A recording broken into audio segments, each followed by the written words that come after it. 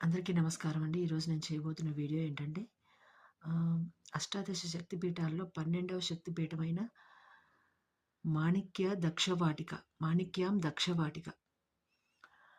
ఆహ్, ద్రాక్షారామంలో కొలువై ఉన్న మాణిక్యాంబ అమ్మవారి గురించి ఈరోజు వీడియో చేయబోతున్నానండి.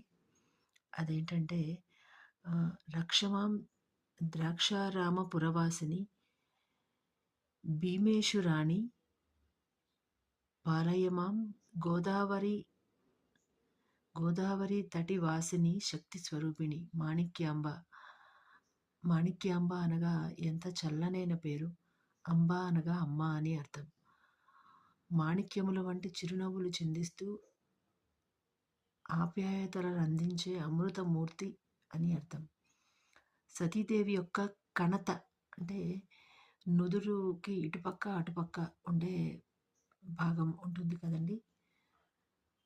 తల అంటే జుట్టు ఉండే భాగానికి కొంచెం కింద కణత అంటాం కదా, ఆ కణత భాగము ఈ యొక్క ద్రాక్షారామంలో పడింది. అందువల్ల ఆ ప్రదేశంలో మాణిక్యాంబ అమ్మవారు వెలిశారు. అది కాక అమ్మవారు స్వయంభూగా వెలిశారని ఇక్కడ చెప్పబడిందండి. ఇంకా ఇక్కడ పరమేశ్వరుడు భీమేశ్వరుడుగా ఇక్కడ వెలిశారంటండి. అలాగే ఈ ప్రాంతంలో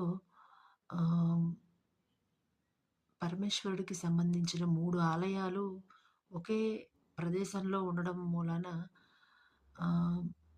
ఈ యొక్క ఆంధ్రప్రదేశ్‌లోనే ఉండడం మూలాన ఈ ప్రదేశానికి ద్రాక్షారామం త్రిలింగ దేశం అనే పేరొచ్చిందట. అలాగే దక్షారామం అని ఎందుకంటారంటే గనక దక్షుడు ఇక్కడ యజ్ఞం చేశాడు కాబట్టి ఆ ప్రదేశానికి ద్రాక్షారామం అని పేరు వచ్చిందంటండి. అలాగే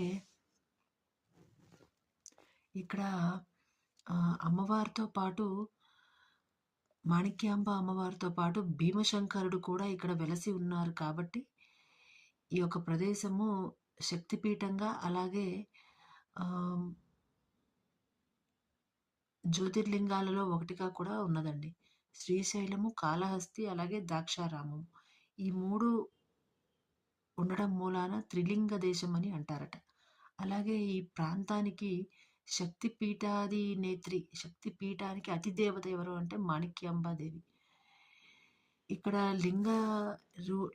లింగ రూపంలో ఉన్న పరమేశ్వరుడు కూడా స్వయంభూగానే వెలిసాడంటండి భీమశంకరుడు.